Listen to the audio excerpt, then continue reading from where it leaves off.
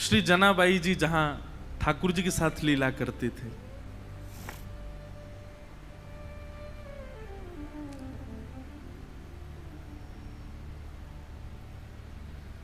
जनाबाई जी का चरित्र बहुत सुंदर है। महाराष्ट्र के किसी भी भक्त का आप चरित्र सुनो, अद्भुत है, एक अलग विलक्षण सुख मिलता है उसमें। और जब से मैं गोपालपुर होके आया, फिर लोगों से मिलके, मैं तब से जनाबाई जी का ही भाव सुन रहा था। अभी तक भी, यहां आने से पहले तक भी श्री जनाबाई जी का ही चरित्र पढ़ रहा था, और पढ़ते पढ़ते बार बार स्मरण कर रहा था उन स्थानों का जो जो हम देख करके आए गोपालपुर में, फिर सामने चंद्रभागा जी के तट पर ठाकुर जी के और भगवान श्री कृष्ण के और भगवान श्रीमन नारायण के चरण चिन्ह, चरण पादुका के दर्शन। तो जनाबाई जी का स्मरण हो रहा था बार बार। बहुत पावन चरित्र है श्री जनाबाई जी का। जनाबाई जी कैसे आई ठाकुर जी की शरण में? छोटी सी थी जनाबाई, अपने माता पिता के साथ आषाढ़ी एकादशी के दिन आई यहां पर, जिस दिन सबसे ज्यादा भीड़ होती है पंढरपुर में, और पहले से ही सोच करके आई थी कि मुझे वापस घर नहीं आना है। तो पंढरपुर में जब आई तो यहां पर वारी आती है, वारी को क्या बोलेंगे हिंदी में, लोगों के टोले आते हैं भर भर के, और महाराज कीर्तन करते हुए वारियां आई हुई थी। सब नाच रहे हैं, गा रहे हैं, विठल विठल विठला, माजा पांडुरंग विठला, जय जय राम कृष्ण हरि। पंढरपुर में आते ही नेत्र सजल हो गए। जनाबाई छोटी सी हैं, अभी 7-8 वर्ष की आयु है। मैंने एक दिन कथा में एक बात कही थी, भक्ति 2 लोगों के भीतर प्रकट होती है, या तो उसके जो पूर्व जन्म से करता आया था, कुछ शेष भाव रह गए थे, तो इस जन्म में जन्म से ही उसके अंदर भक्ति आ जाती है। 7-8-6 वर्ष की आयु में ही उसके अंदर भक्ति भाव फूटने लग जाते हैं। या तो उस व्यक्ति के अंदर भक्ति आती है जिसके अंदर पूर्व जन्म से भक्ति भाव हो, या फिर उसके अंदर भक्ति आती है जो घोर नास्तिक हो। 2 ही लोग ही भक्ति भाव में प्रवृत्त होते हैं। जनाबाई आई और यहां भीड़ में अपने माता पिता की उंगली पकड़ करके घूम रही थी, और वारी में जब आगे पीछे लोगों के धक्का मुक्की हुई तो माता पिता का हाथ छूटा नहीं, छोड़ दिया जानबूझ करके, खो गई बड़ी भीड़ में। बालक तो खो करके रोते हैं, जनाबाई नाच रही थी कि हाँ अब अच्छा हुआ, अब मैं अकेली हूं, अब मैं यहीं खो जाऊंगी, माता पिता को मिलूंगी नहीं, और सदा के लिए अपने विठोबा के पास रहूंगी, अपने विठल के पास रहूंगी। माता पिता ने ढूंढने का प्रयास किया, लेकिन जनाबाई मिली नहीं। जनाबाई प्रसन्न हैं, क्योंकि उनका परिवार तो श्री पंढरपुरी है ना। एकनाथ जी महाराज अपने एक भाव में कहते हैं, माझे माहेर पंढरी आहे भीवरे चातेरे। अब देखो, मराठी मुझे भी नहीं समझ आती और बहुत लोगों को भी नहीं समझ आती, पर हम जिनके यहां बैठ के खा रहे हैं, जिनका खा रहे हैं, उनको प्रणाम तो करेंगे ना। एकनाथ जी महाराज कहते हैं, मैं अर्थ बताता हुआ बोलूंगा, माझे माहिर पंढरी, माहिर मतलब मेरा तो मायका पंढरपुर है, आहे भीवरे चातरी, कौन सा पंढरपुर? बोले जो भीमा नदी के तट पर विराजमान है, वो पंढरपुर मेरा मायका है। और बाप आई आई, बाप आई आई, माझे विठ्ठले रखुमाई, माझे विठ्ठले रखुमाई, माझे विठ्ठले रखुमाई। मेरे पिता माता कौन है? बाप आई, बोले विठ्ठले रखुमाई। अच्छा, यहां पे उल्टा है, यहाँ पे पिताजी रुक्मणी जी हैं, मैया विट्ठल भगवान है। पंढरपुर में उल्टा है। माउली कौन है? बोले माउली हमारी मैया कौन है? हमारा ध्यान रखने वाली, भूख लगने पे खिलाने वाली, नींद आने पे सुलाने वाली, हमारा ध्यान रखने कौन है मैया हमारी? बोले विट्ठलनाथ हमारी माउली है। वैसे अर्थ तो यही है कि पिताजी विट्ठल भगवान, रुक्मणी मैया, लेकिन हम ब्रजवासी ना अपनी बात तो जोड़ेंगे। रुक्मणी जी पिताजी का रोल निभाती हैं, यहाँ पर मैया का रोल तो श्री पंडरीनाथ भगवान निभाते हैं। बाप आई आई माझे विठ्ठले रखुमाई, माझे विठ्ठले रखुमाई, माहे माहेर पंढरी, माझे माहेर पंढरी, आहे भीवरे चातरे, माझ बहन चंद्रभागा, माझ बहन चंद्रभागा। जो गाएगा उसकी बात सिद्ध होगी। अब मैं कह रहा हूं कि मेरे माता पिता विट्ठल रखुमाई तो मेरी बात सिद्ध हो रही है। आप चुपचाप बैठ के सुन रहे हो तो आपकी बात सिद्ध नहीं होगी। गाओ मेरे पीछे। माझ बहन चंद्रभागा, माझ बहन चंद्रभागा, करत से पाप भंग, करत से पाप भंग, माझ बहन चंद्रभागा, माझ बहन चंद्र। हमारी बहन कौन है? माता पिता तो विट्ठल रखुमाई हैं और बहन हमारी कौन है? श्री चंद्रभागा, ये हमारी बहन है। इस बार पंढरपुर में संबंध बना जाओ ताकि बार बार विट्ठल भगवान बुलाते रहें। बिना संबंध बनाए चलेगा। सुनो एक बात हमारी, ये भक्ति भाव के संबंध दुनिया में बनाओ, पर ये पारिवारिक संबंध तो पंढरपुर में बना के जाओ।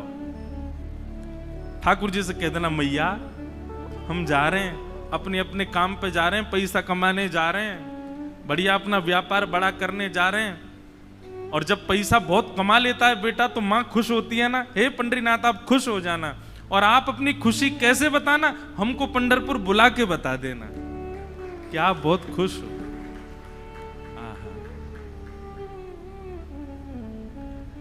यही भाव चल रहा है जनाबाई के चित्त में। माता पिता बिछुड़ गए, मेला में छूट गए पीछे, लेकिन जनाबाई इस बात से दुखी नहीं है। बोले क्यों? बोले मेरे माता पिता तो विट्ठल रखुमाई है, मेरी बहन तो चंद्रभागा है। ये सब संत महापुरुष जो उछल उछल करके राम कृष्ण हरि कीर्तन कर रहे हैं, ये सब मेरे भाई बंधु हैं, यही मेरा परिवार है, मैं अब इन्हीं के बीच में रहूंगी। जनाबाई बताओ बिछुड़ने पे प्रसन्न हो रही है, खो गई है मेले में, चंद्रभागा नदी के तट पर बैठी हैं। लेकिन एक दिन, 2 दिन, 3 दिन, 4 दिन बीत गए। बहुत भीड़ होने के कारण जनाबाई को ठाकुर जी का दर्शन नहीं हुआ। मंदिर में प्रवेश करती है, लेकिन सुबह से रात हो जाती है, खड़े खड़े मंदिर में जा ही नहीं पा रही जनाबाई। तब चंद्रभागा के तट पर जाकर के बैठी हैं और जाकर के अपने हृदय पर हाथ रख के कह रही हैं, अरे मेरे बिट्ठो वाह, अरे मेरे बिट्ठू राये, कब मिलोगे? तुम्हारे लिए सब छोड़ करके आ गई मैं। मीराबाई का भाव है ना, भाई छोड़या बंधु छोड़या, छोड़या जग सोए, साधुअन संग बैठ बैठ, साधुअन संग बैठ बैठ, लोक लाज खोई रे, मेरे तो गिरधर गोपाल दूसरो न कोई, दूसरो न कोई। सब छोड़ दिया मैंने विठोबा आपके लिए, और आप हो भीतर बैठे हो बस ऐसे कमर पे हाथ धर के, मुझे दर्शन ही नहीं दे रहे हो। बंधुओं, धाम की कृपा का अनुभव करना हो ना, तो धाम में विराजमान जो छोटे छोटे तीर्थ हैं जैसे अब पंढरपुर का मुख्य तीर्थ क्या है? पंडरीनाथ भगवान का मंदिर, लेकिन वहां तो सबकी भीड़ लगी है, सबको दर्शन हो जाए सुलभ नहीं। तो जब तक पंडरीनाथ भगवान दर्शन नहीं दे रहे, ये आसपास छोटे छोटे तीर्थ जो हैं यहां जा जा करके दर्शन करो। चंद्रभागा जी से प्रणाम करो, गोपालपुर में जाकर के प्रणाम करो, और बाहर पंडरीनाथ भगवान के मंदिर के सामने नीचे चंद्रभागा जी के तट पर पुंडलीक का स्थान है, वहां प्रणाम करो।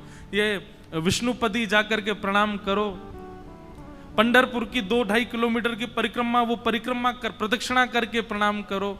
ये छोटे तीर्थों से प्रणाम करके कहो कि आप पंडरीनाथ जी को कहो ना कि हमको दर्शन दें। मूल और वास्तविक दर्शन की विधा तो यही है। ये छोटे तीर्थ इसीलिए बनाए कि भाई इनको रिझाओ, तो ये अप्रोच लगाएंगे ऊपर की भाई इसको दर्शन दो, तब आपको दर्शन होगा ठाकुर जी का। अब हम तो ज्यादा ही बड़े लोग बन गए ना, वीवीआईपी घुस जाते हैं भीतर, लेकिन मूल उद्देश्य, मूल तरीका तो यही होना चाहिए। छोटे छोटे तीर्थों में जाकर के वंदन करो, उनकी कृपा से ठाकुर जी का दर्शन हो। हमारे वृंदावन में श्री यमुना जी से प्रार्थना करो, ब्रजवासियों से प्रार्थना करो, रज से प्रार्थना करो, तब बिहारी जी का दर्शन होगा। तो जनाबाई बैठी हैं और चंद्रभागा जी के तट पर बैठी बैठी रुदन कर रही हैं कि हे विठोबा कब मिलोगे, हे विठुराय कब मिलोगे। तभी उनके रुदन के स्वर को एक महापुरुष ने सुना। बहुत ध्यान से सुनो। और वो महापुरुष कौन है? श्री नामदेव जी के पिताजी। उन्होंने जब सुना तो कहा, लाली हम तुझे दर्शन कराएंगे, जब तक तू चल हमारे घर ही चल, वहां रह के कुछ खान पान करना, भोजन इत्यादि कर लेना, अच्छा सुख मिलेगा। जनाबाई उनके साथ चली गई घर। वहां पर नामदेव जी महाराज और बड़े बड़े कीर्तनकार कीर्तन कर रहे थे। कीर्तन में बढ़िया मृदंग बज रही है, कांसे बज रहे हैं, बालक सब वारकरी बालक जैसे कीर्तन करते हैं। अब ये सोचो कि नामदेव जी महाराज आदि के समय पर कीर्तन जो होता था उसकी एक बिंदु है ये, वो कीर्तन कैसा रहता होगा। एक जगह वर्णन आता है प्रसंग में, एक बार नामदेव जी का कीर्तन चल रहा था, तो कीर्तन की ध्वनि पंडरीनाथ भगवान को सुनाई देने लगी। तो पंडरीनाथ भगवान रुक्मणी जी से बोले सुनो मेरा मन नहीं लग रहा अब यहां पर। रुक्मणी जी बोली क्या करना है? बोले मैं जा रहा हूं कीर्तन में। बोले इतने लोग जो दर्शन के लिए आ रहे हैं ये? बोले अब इनको आप संभाल लो, लेकिन मुझे बहुत जोर से मन कर रहा है कीर्तन में जाने का, मुझसे रुका ही नहीं जा रहा, मैं जा रहा हूं नामदेव जी के कीर्तन में। रुक्मणी जी बोली आप जाइए, मुझे उसकी कोई परवाह नहीं, उसके लिए मना नहीं, लेकिन आप एक चीज देखिए, नामदेव जी नेत्र बंद करके गा रहे होंगे, वैष्णव उछल उछल करके नृत्य कर रहे होंगे, आप जैसे ही जाओगे पूरी जनता आपके पीछे पड़ जाएगी, कीर्तन में भंग हो जाएगा, आप जाकर के वहां कीर्तन में विक्षेप डाल दोगे। तो एक बार पंडरीनाथ जी रुक गए, बोले अच्छा हाँ सही कह रहे हो, फिर तो नहीं जाऊंगा मैं। लेकिन जैसे ही नामदेव जी के ऊंचे ऊंचे स्वर सुनाई दें, विठल भगवान खड़े खड़े के मुझसे रुका ही नहीं जा रहा, अब जो होगा देख लूंगा, मैं कोने में खड़ा हो जाऊंगा, लेकिन मुझको जाने दो। रुक्मणी जी बोली जाओ। सोचो विचार करो, भक्तों के स्वर के लिए ठाकुर जी त्रिलोकीनाथ उतावले हो रहे हैं। ठाकुर जी तुरंत कमर पर हाथ धरे ऐसे ही दौड़े। अच्छा कभी कभी एक मन में भाव आ रहा था कि श्री पंडरीनाथ भगवान सारे काम ऐसे ही करते हैं क्या? यहाँ पे दौड़ते भी ऐसे ही होंगे, सोते भी ऐसे ही होंगे, बैठते भी ऐसे ही होंगे, खाते तो होंगे ही नहीं दूसरों से कि तुम खिलाओ, हमारे तो हाथ यूं हैं।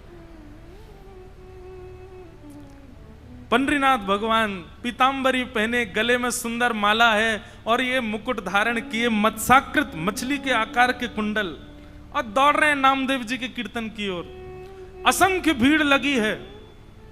ठाकुर जी ने सोचा कहीं विघ्न ना आ जाए, तो बाहर खड़े हो गए, और जहां से केवल नामदेव जी की झलक दिख रही है, कीर्तन हो रहा है, सब नाच रहे हैं, वहीं से ठाकुर जी देख रहे हैं और देख करके वहीं झूम रहे हैं। इतना आनंद ठाकुर जी को आ रहा है। लेकिन झूमते झूमते झूमते झूमते ठाकुर जी को सुध बुध नहीं रही, और ठाकुर जी तो कोने से भीड़ में आ गए। अब जैसे ही ठाकुर जी आए, लोगों को कस्तूरी की सुगंधी आने लगी, बढ़िया। पीछे मुड़ मुड़ करके देखें, साक्षात पंडरीनाथ भगवान खड़े हैं। अब तो महाराज नाचना गाना सब भूल गए, सब मार्ग देने लगे और ठाकुर जी नाचते नाचते भीतर प्रवेश कर रहे हैं। नाचते नाचते ये स्थिति हो गई, इतनी भीड़, कोई पांव छू रहा है, कोई हाथ छू रहा है। स्पर्श करते करते ठाकुर जी की पीतांबरी खींच ली किसी ने और ठाकुर जी के वस्त्र उतरने लगे, लेकिन ठाकुर जी नृत्य नहीं छोड़ रहे हैं, उछल उछल करके नाच रहे हैं। स्थिति ये हुई, आज हरि देखे नंगम नंगा, ठाकुर जी के सबरे वस्त्र खींच खींच के ले गए और ठाकुर जी निर्वस्त्र अवस्था में ही नृत्य कर रहे हैं नामदेव जी के कीर्तन। नामदेव जी के जब नेत्र खुले और सामने ठाकुर जी को देखा, नेत्र सजल हो गए। जय हो।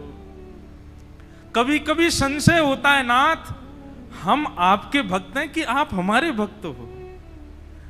अरे इतना उतावलापन, इतनी उत्सुकता तो किसी भक्त में नहीं होती। वो अपने वस्त्र का भान तो रखता है, आप तो कीर्तन में वस्त्रों का भी भान नहीं रखते नाथ। ऐसे हमारे श्री पंडरीनाथ बड़े दयालु ठाकुर जी। तो जनाबाई जैसे ही पहुंची नामदेव जी के घर, वहां नामदेव जी कीर्तन कर रहे थे, वैष्णव नाच रहे हैं, मृदंग लेकर के करताल बजा रहे हैं। तभी जनाबाई को क्या दिखा कि श्वेत श्वेत वस्त्र, श्वेत श्वेत टोपी पहने, सब वार करी और इनके बीच में एक पीतांबरी पहने और गोल गोल गोल कोई घूम रहा है। जनाबाई 4 दिन से तो दर्शन हुए नहीं थे ठाकुर जी के। गौर से देखा तो महाराज, आहा, सुंदर ते ध्यान उभे विटवारी, सुंदर ते ध्यान उभे विटवारी, सुंदर ते। श्री तुकाराम जी कहते हैं, जिनका ध्यान इतना सुंदर है, विठ्ठल पर जो वीट के ऊपर खड़े हैं, आहा। जैसे ही दर्शन किया जनाबाई के तो रोम रोम प्रफुल्लित हो गए, आनंदित हो गए। आहा, साक्षात पंडरीनाथ भगवान नृत्य करने नामदेव जी के कीर्तन में। जनाबाई तो वहीं बैठ गई। अब तो तुकाराम जी के नामदेव जी के पिताजी ने सबको बोला, ये लाली यहीं रहेगी हमारे घर पर और यहीं इसका खान पान, कोई इसको कुछ नहीं बोलेगा, ये जैसे चाहे वैसे रह सकती है। जनाबाई छोटी सी हैं, पूरे दिन केवल उनको एक ही प्रतीक्षा रहती थी, कब कीर्तन हो, कब विठ्ठल आएंगे, मैं उनका दर्शन करूंगी। और किसी को दर्शन नहीं होते, जनाबाई को होते थे। नामदेव जी कीर्तन करते और जैसे विठ्ठल आते, नामदेव जी जनाबाई उछलने लग जाती, विठोवा आ गए, विठोवा आ गए। सब जनाबाई को देखते, छोटी बालिका है ऐसा सोच करके अनसुना कर देते, लेकिन उनको तो प्रत्यक्ष दिखते थे ठाकुर जी। सब लोग दर्शन करने के लिए जाते थे, जनाबाई को कहते थे तुम चलो साथ में। जनाबाई कहती मुझे मंदिर जाने की जरूरत नहीं है। क्यों? बोले शाम को कीर्तन होता है ना, विठ्ठल यहीं आते हैं, मैं यहीं देख लेती हूं उनको। ऐसे करते करते जनाबाई का प्रेम और एक जैसे मित्रता संबंध हो गया श्री ठाकुर जी के साथ में।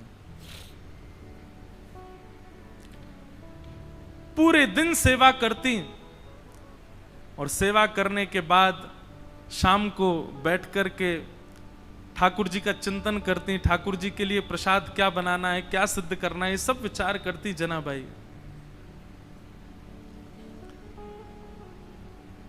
ठाकुर जी इतने भाव से बुलाते ठाकुर जी को, ठाकुर जी आते थे उनके पास। एक दिन की बात, नामदेव जी ने ऐसा सुंदर कीर्तन किया कि ठाकुर जी और दिन से ज्यादा अधिक नृत्य किए उस दिन। इतना नृत्य किया कि जनाबाई जैसे ही कीर्तन पूर्ण हुआ, जनाबाई रोने लगी। कोने में बैठे बैठे रो रही थी। सब लोग सोचने लगे क्या हो गया, पता नहीं छोटी सी बालिका रो रही है। नामदेव जी के पिताजी ने जाकर के कहा, बोले हे जनाबाई तुम रो क्यों रही हो? जनाबाई कहती हैं आज कीर्तन इतना सुंदर हुआ। बोले सुंदर कीर्तन में रोया जाता है? बोले नहीं, मैं इसलिए नहीं रो रही, आज कीर्तन इतना सुंदर हुआ कि पंडरीनाथ आए, विठोबा आए और इतना नृत्य किया, इतना नृत्य किया, मुझे तो मन में पीड़ा हो रही है। वो पूरे दिन खड़े रहते हैं, इतना नृत्य करके गए, कहीं उनके पांव दर्द तो नहीं कर रहे होंगे, कोई उनके पांव दबा रहा होगा कि नहीं? मुझे तो उस बात की बड़ी पीड़ा होती है। आप नामदेव जी से कह देना वो इतना ज्यादा अच्छा कीर्तन ना किया करें, सामान्य कीर्तन किया करें। वो अच्छा कीर्तन करते हैं तो श्री ठाकुर जी उसमें बहुत नाचते हैं, उनको कहीं पीड़ा ना होती हो चरणों में। बंधुओं, ये सब भाव ठाकुर जी आपके जब से प्रसन्न होते हैं तब से प्रसन्न होते हैं, नियमों से प्रसन्न होते हैं, आपकी विचारधारा भावनाओं सबसे प्रसन्न होते हैं। पर जब ऐसी भावनात्मक बुद्धि आपकी हो जाती है, आप छोटे छोटे भावों में भी चिंतन करने लगते हो, तब ठाकुर जी अति प्रसन्न होते हैं। हमारे गोवर्धन के श्री पंडित गया प्रसाद जी महाराज, अभी की बात 20-25 वर्ष पहले गिरिराज जी में झाड़ू लगाते थे। कोई कहता बाबा तुम पूरी गिरिराज जी में झाड़ू काहे को लगाओ?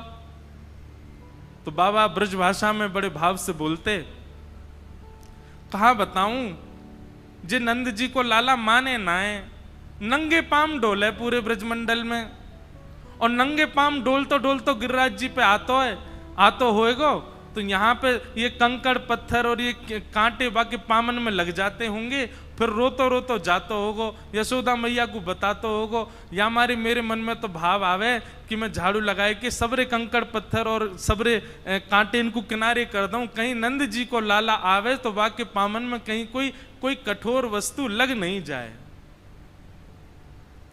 और ये बात कहते कहते रोने लग जाते थे। ऐसे भाव बंधुओं, क्षमा करना, आपका नियम 1 घंटे से 4 घंटे में परिवर्तित हो गया, आपकी साधना 4 घंटे से 1 दिन में परिवर्तित हो गई, आपकी तीर्थ यात्रा हर साल की 4 बार की फिक्स हो गई, इससे ठाकुर जी प्रसन्न नहीं होते। पर आप जब भी नेत्र बंद करते हो, आपके चिंतन में एक भाव, एक प्रेम प्रकट होता है। जैसे अपनों के लिए होता है वैसा प्रेम ठाकुर जी के लिए प्रकट होता है, तो ठाकुर जी प्रसन्न होते हैं। जनाबाई मन में सोच रही है, मेरे पास विठोबा होते, मेरे पास विठ्ठल होते, घी लेकर के आती, चरणों में मालिश करती, अपने हाथ से चरण दबा देती, मेरा विठोबा बहुत कष्ट में आ गए होंगे आज तो। और यही बोलती जा रही है, यही बोलती जा रही है। अब सब तो वहां से उठ करके सोने चले गए, लेकिन वो यही चिंतन कर रही हैं, आज विठ्ठल के पांव में दर्द हो रहा है, आज मेरे पंडरीनाथ के चरणों में दर्द हो रहा होगा।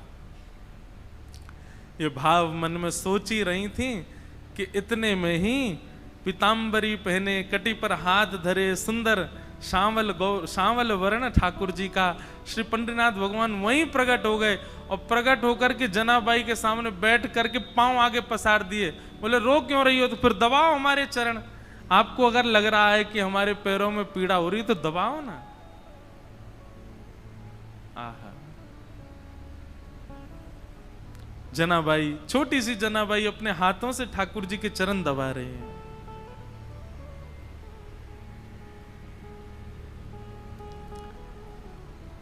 चरण दबाती जा रही हैं और मुखमंडल के रूप को देखती जा रही हैं, कैसा स्वरूप है श्री ठाकुर जी का। अब छोटी सी बालिका, और क्या कोई वेद मंत्र तो आते नहीं उनको, कोई शास्त्रों की बात तो आती नहीं, ठाकुर जी से पूछें। पैर दबाते दबाते जनाबाई पूछ रही है, भोजन किया आपने? ठाकुर जी बोले हाँ किया। तो क्या पाया?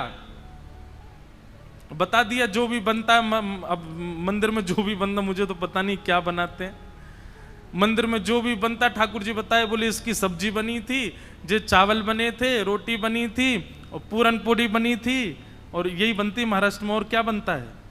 पूरन पोली है। और क्या बनता है? अब हमको कोई बना के खिला ही नहीं रहा तो हमको पता कैसे चले।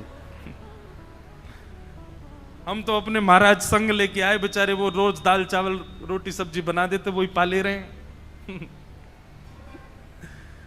ठाकुर जी ने बताया, बोले पूरन पोली बनी, ये सब्जी बनी, चावल बने, ये सब पाया मैंने। जनाबाई पैर दबाते दबाते, अच्छा कल क्या पाया था? ठाकुर जी बोले यही पाया था। बोले जो आज पाया वही कल पाया? बोले हाँ यही पाया था। अच्छा तो परसों क्या पाया? ठाकुर जी बोले परसों भी यही पाया था। और 4 दिन पहले क्या पाया था? ठाकुर जी बोले यही बनता है, ये लोग मुझको यही देते हैं और कुछ नहीं देते, इनका फिक्स है, ये वही बनाते हैं वही खिलाते हैं मेरे को। इनका मंदिरों में नियम थोड़ी बदलता है, जो सब्जी है जो दाल है जो वही बनता है, रोज वही खिलाते ठाकुर जी को। जनाबाई बोली आप रोज रोज एक ही भाव खाते हो, मन नहीं भरता आपका? ठाकुर जी बोले भरता तो है, पर ठीक है कोई बात नहीं, भाव से बनाते हैं तो पाता हूं।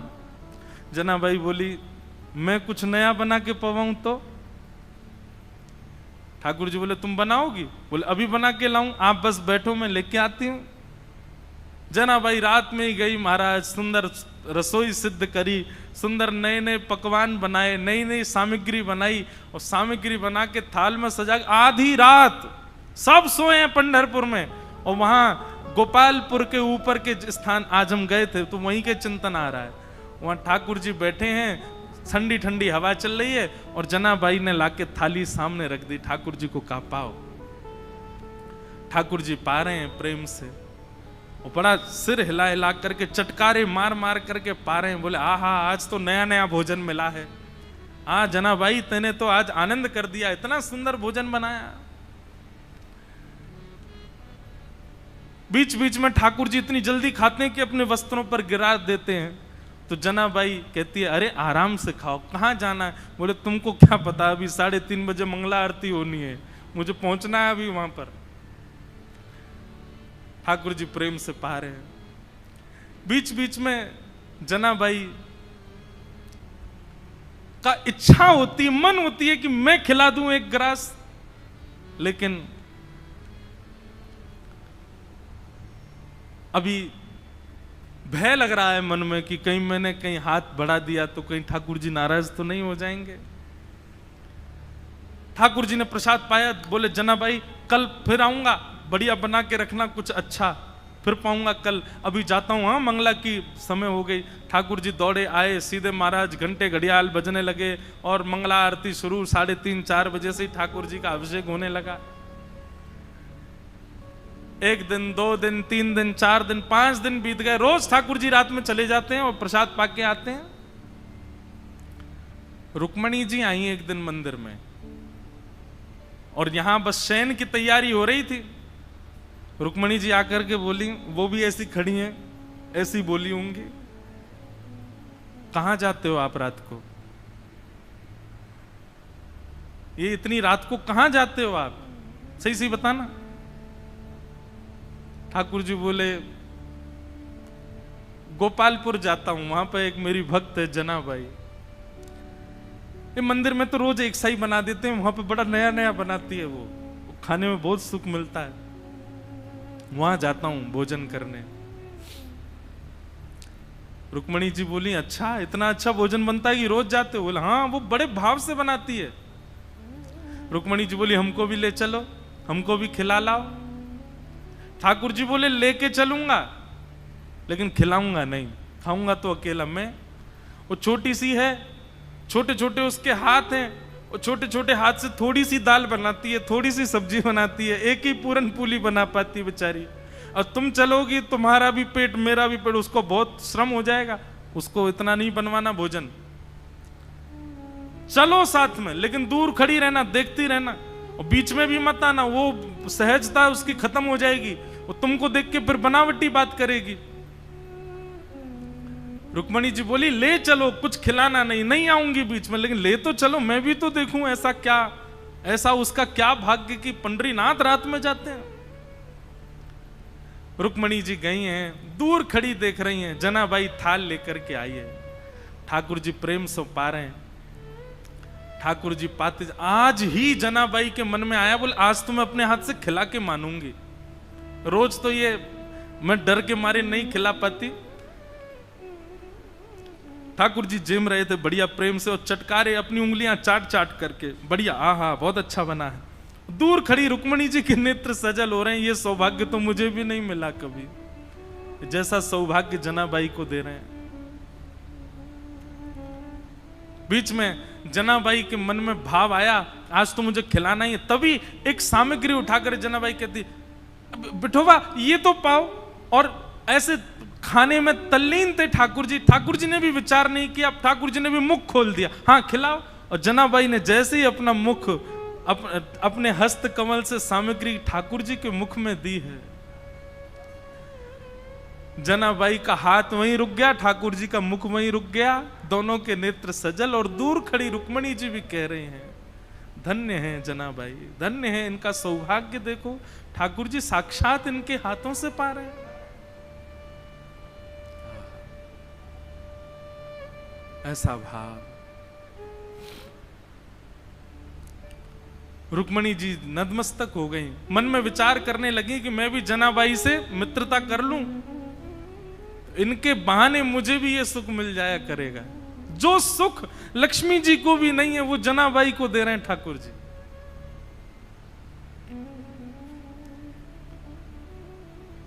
ठाकुर जी नित्य जाते हैं, रात भर जनाबाई के पास रहते हैं और कुछ नहीं करते। जनाबाई अपना काम करती रहती है, ठाकुर जी बैठे बैठे देखते रहते हैं।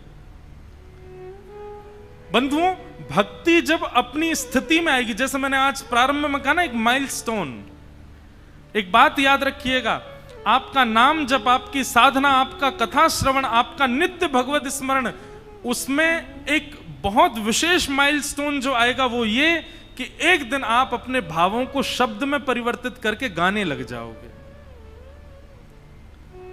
माफ कीजिएगा, क्षमा कीजिएगा, लेकिन अभी भक्ति में गायन प्रारंभ नहीं हुआ, भक्ति में लिखना प्रारंभ नहीं हुआ, भक्ति में शब्दों में पिरो करके उन भावों को पदावली के रूप में करने का प्रारंभ नहीं हुआ, तो अभी आप उस माइलस्टोन पर पहुंच नहीं पाए हो। बात समझ रहे हैं ना मेरी? आपके भक्ति भाव शब्द में परिवर्तित होने लग जाएं, आपका मन हो मैं लिखूं, मैं गाऊं, मैं सुनाऊं, तब समझो कि हाँ अब एक सीमा पर आप पहुंच गए हो, ठाकुर जी के समीप बस पहुंचने ही वाले हो। हम एक बात कथा में कहते हैं, जिसने भी पाया गा करके ही पाया, बिना गाए किसी ने नहीं पाया।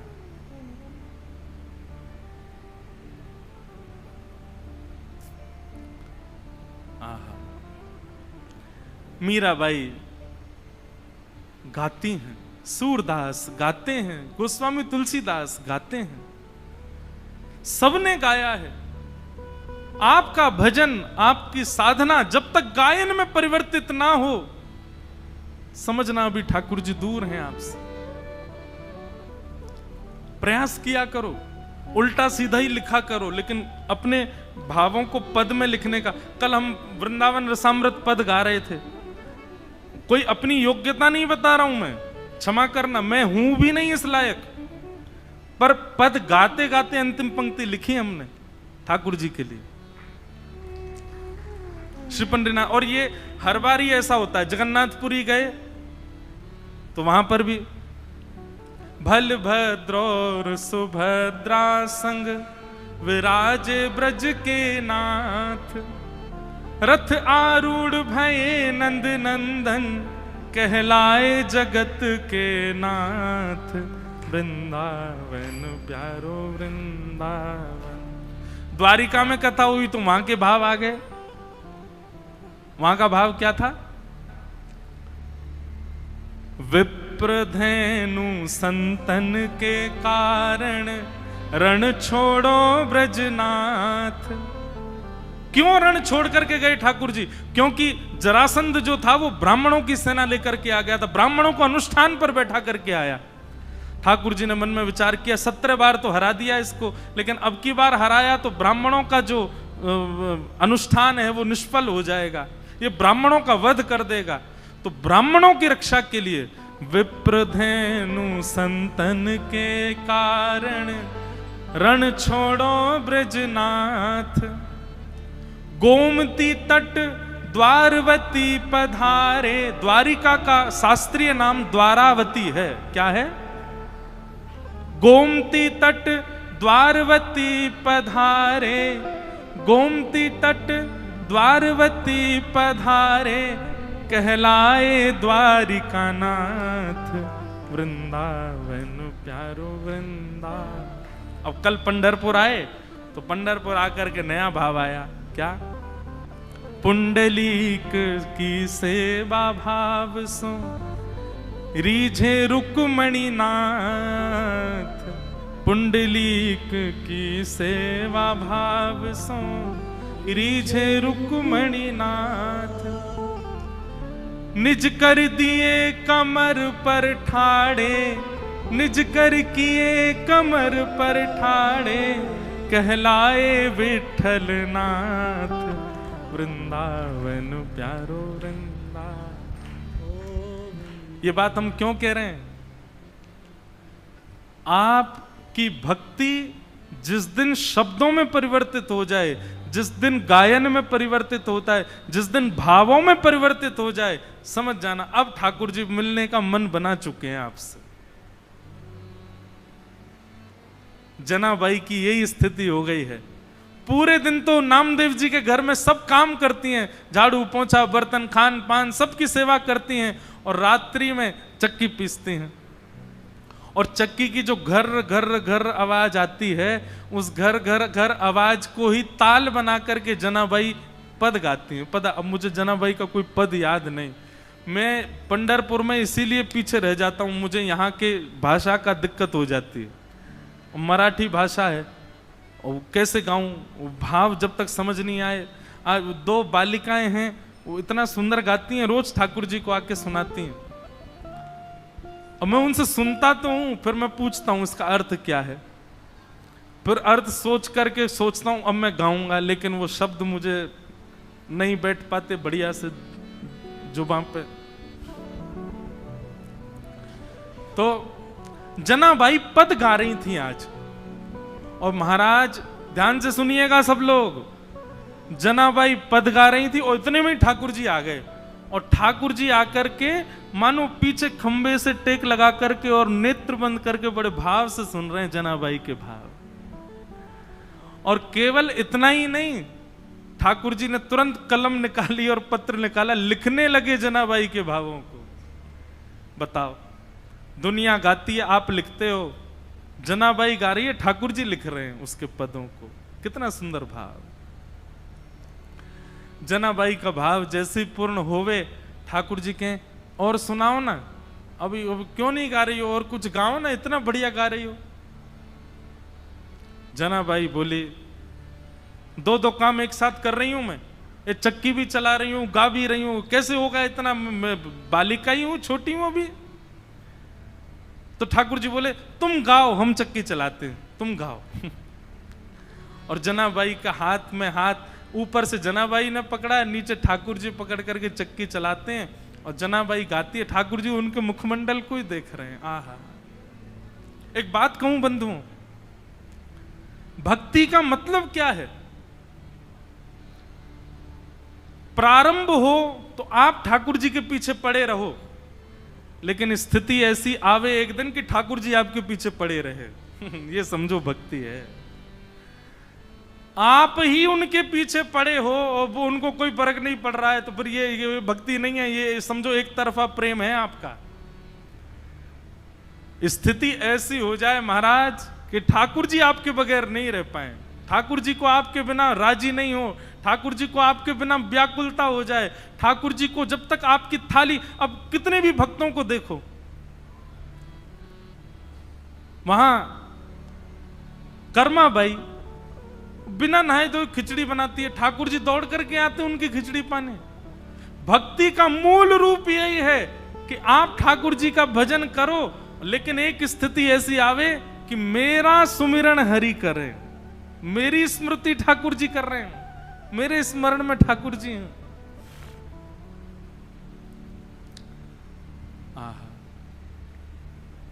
जनाबाई के भाव इतने प्रिय लगने लगे। ठाकुर जी कहें तेरे काम मैं करूं, तू बस गाती रहे।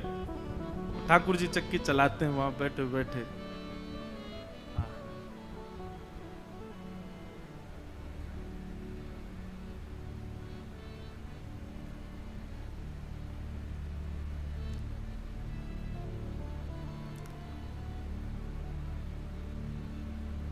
एक दिन जनाबाई बोली, ठाकुर जी आप चक्की चलाते हो पर आप इतने आभूषण पहन के रखते हो कि कोई आभूषण आपके कभी टूट जाए, कोई आभूषण आपकी चक्की से टकराते रहते हैं, इतनी आवाज होती है, मुझे तो भय लगता है कोई रात में आ ना जाए। ठाकुर जी बोले हम आभूषण उतार देते हैं। तो ठाकुर जी ने अपने सारे आभूषण उतार करके रख दिए और लिए चक्की पीसने लगे। आज जनाबाई ने ऐसा भाव गाया कि ठाकुर जी उसमें इतने निमग्न हो गए कि इतने में ही मंदिर से घंटे घड़ियालों की आवाज आने लगी। ठाकुर जी के मंगला का समय हो गया।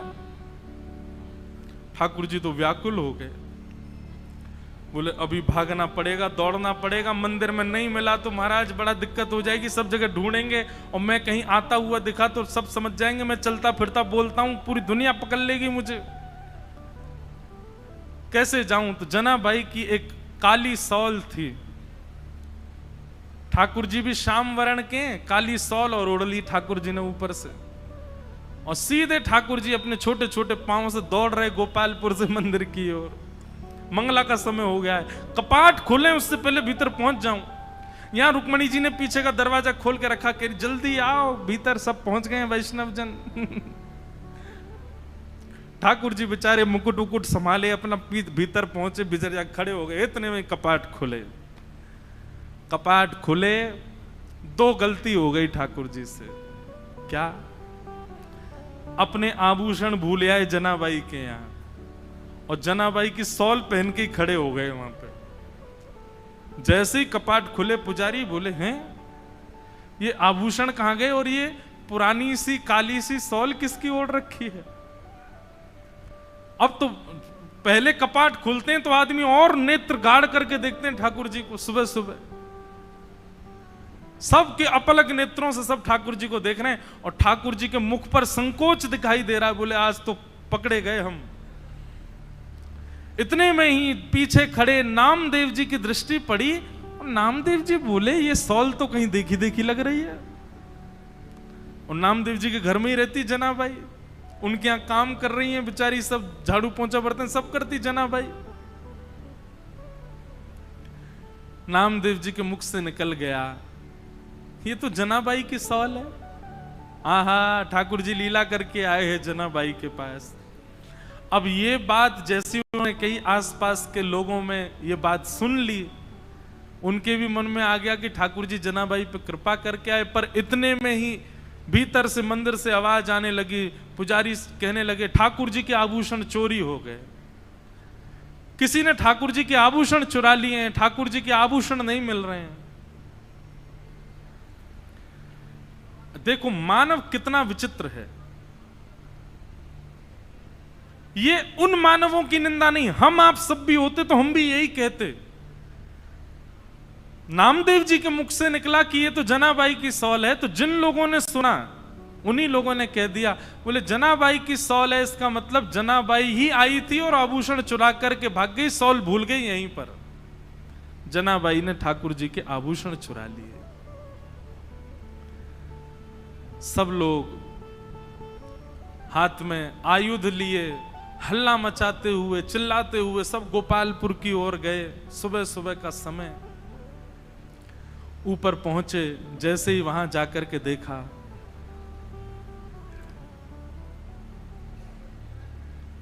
जनाबाई कहां है, बाहर आओ। जनाबाई निकल करके आई, क्या बात है, क्यों चिल्ला रहे हैं आप लोग? बोले तुमने ठाकुर जी के आभूषण चुराए। जनाबाई बोली मैं क्यों चुराऊंगी आभूषण? बोले तलाशी दिलाओ। जैसे ही जनाबाई के स्थान को देखने लगे, वहीं ठाकुर जी के आभूषण मिल गए। बंधुओं, ठाकुर जी की लीला में सब सुखद सुखद ही होता है, सब अच्छा ही अच्छा होता है, ऐसा नहीं है। ठाकुर जी कब, कहां, क्या, किस भाव से लीला कर रहे हैं, ये कोई नहीं जानता। और ठाकुर जी को जब अति विशेष लीला करनी होती है ना, तो ऐसा ही कोई कष्ट हमारे लिए कष्ट है, पर जिसके साथ होता है उसके लिए वो कष्ट नहीं है। ऐसी कोई भावना प्रकट। जैसे ही आभूषण मिले सबको, जनाबाई को पकड़ लिया सबने, बहुत अशब्द सब उच्चारण करने लगे। आभूषण चुरा लिए ठाकुर जी के। अरे नामदेव जी, आपने किसको अपने घर में आश्रय दे रखा है, और आदि आदि सब चिल्लाने लगे। जनाबाई तो मौन हो गई, और मैं क्या बोलूं इन सबको। यदि ये बात बताऊं कि रात्रि में ठाकुर जी मेरे यहां आए हैं, तो ये नहीं मानेंगे। ठाकुर जी लीला करके गए, ये सब कोई स्वीकार नहीं करेंगे। जनाबाई ने एक दो बार थोड़ा सा हट तो किया, लेकिन किसी ने नहीं माना। और सब ने मिलकर के एक योजना बनाई। मैया अभी बैठो, अभी कथा चल रही है, हाँ अभी विराज, कथा के बीच में नहीं, हाँ मिलेंगे हम आपसे। विचार करने लगे क्या करें। सब ने मिलकर के कहा कि दंड दो। और दंड क्या है? बोले मृत्यु दंड दो।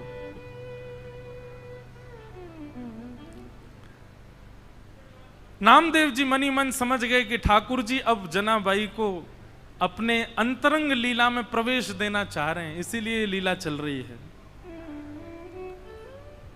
समाज के लोग उनके भाव को नहीं समझ पा रहे थे। ये संसार का एक नियम है कि जब मूल व्यक्ति हमारे सन्मुख होता है, तब हम उसके भाव को नहीं समझ पाते। आज उन्हीं जनाबाई को पूरा विश्व पूज रहा है। पंढरपुर आने वाला हर वैष्णव प्रणाम कर रहा है। एक सूली लगा दी गई, जनाबाई को खड़ा कर दिया उसमें, परंतु श्री पंडरीनाथ भगवान ऐसा होने तो नहीं देते। देखते ही देखते जो सूली बनाई गई थी वो जल के आकृति में परिवर्तित हो गई और श्री जनाबाई ठाकुर जी में ही विलीन हो गई। ठाकुर जी में ही उनका समावेश हो गया। सब ढूंढने लगे, खोजने लगे, जनाबाई कहां है, जनाबाई कहां है। कई लोगों को आत्मग्लानि होने लगी, अपने आप को कोसने लगे, हमने क्या किया। एक परम भक्ता वैष्णवी जनाबाई के साथ ऐसा किया, पर अब कहां जनाबाई मिलने वाली हैं। वो तो श्री विट्ठल के साथ में हैं, विट्ठल के अंतरंग भाव में प्रवेश कर गए। ऐसी भक्तिमती जनाबाई, जिनके साथ इतनी लीला, इतनी कृपा श्री पंडरीनाथ भगवान ने की। उनके हाथ का बना हुआ प्रसाद पाते हैं, उनके हाथ के बने हुए सुंदर प्रसाद को उनके हाथ से पाते हैं। वो गाती हैं और पंडरीनाथ भगवान लिखते हैं, वो गाती हैं और पंडरीनाथ भगवान नृत्य करते हैं। ऐसी श्री जनाबाई, उनको हम बारंबार वंदन करते हैं। एक भाव मुझे बहुत प्रिय लगता है।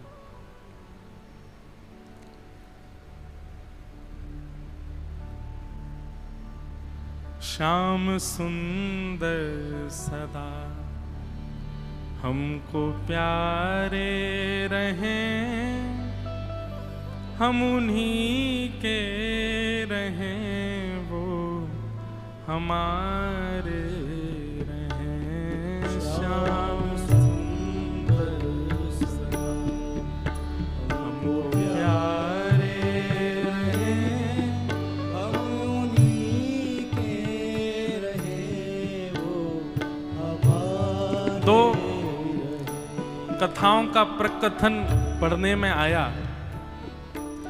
एक भाव तो ऐसा बताया जाता है कि वो सूली जो थी वो जल की आकृति में परिवर्तित हो गई और श्री जनाबाई ठाकुर जी में ही विलीन हो गई। एक भाव ऐसा बताया जाता है कि श्री नामदेव जी महाराज ने ठाकुर जी से एक वरदान मांगा अपने भजन का। बहुत ध्यान से सुनिएगा। अपनी जीवन भर के भजन का एक वरदान मांगा ठाकुर जी से। पंडरीनाथ भगवान बोले मांगो क्या चाहिए? तब श्री नामदेव जी कहते हैं, बोले पंढरपुर आने वाले हर वैष्णव की चरण रज मेरे माथे पर पड़े नित्य, जब तक पंढरपुर धाम है तब तक यहां आने वाले वैष्णवों की चरण रज मुझको प्राप्त होती रहे, ऐसा वरदान मुझे प्रदान करो। ये वरदान मांगते ही श्री पंडरीनाथ भगवान का जो मुख्य द्वार है, जहां से अभी सबका प्रवेश तो अभी निषेध है, सब घूम के जाते हैं, पर दर्शन अभी भी होता है, आप लोग सब कीजिएगा।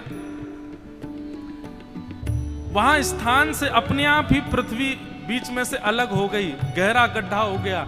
ठाकुर जी ने मानो आज्ञा कर दी कि नामदेव जी आप वहीं विराजमान हो जाओ, जो भी लोग दर्शन करने आएंगे इन्हीं पहाड़ियों पर चढ़ करके ऊपर आएंगे, इन्हीं सिड्डियों पर चढ़ करके आएंगे, इन्हीं के नीचे आप विराजमान रहोगे तो सबकी चरण रज आपको स्वतः प्राप्त होती रहेगी। तो श्री नामदेव जी के सहित उनका पूरा परिवार, उनके पुत्र, पुत्र वधू, पत्नी, सब जितने जो भी हैं नामदेव जी के परिवार में, करीब 12-13 लोगों ने, सबने समाधि रिश्तेदारों के सहित, और अंत में जनाबाई भी श्री नामदेव जी के साथ वहीं पर विराजमान हो गए। ऐसी भी कथा पढ़ने में आती है। कितना ऊंचा भाव है। हम जब तक जीवित रहें तब तक वैष्णवों की चरण रज माथे से लगाते रहें, ये तो भाव सबका होता है। पर नामदेव जी तो कहते हैं हमें मुक्ति, भुक्ति, वैकुंठ, स्वर्ग, लोक कुछ नहीं चाहिए नाथ। हे पंडरीनाथ, बस इतनी कृपा कर दो कि आपके दर्शन को आने वाले प्रत्येक वैष्णव के चरण की चिन्ह, चरण की रज हमको प्राप्त हो। और आज भी पंढरपुर मंदिर के जो मुख्य पौड़ी हैं, मुख्य जो सीढ़ियां हैं, वहीं नामदेव जी की समाधि है।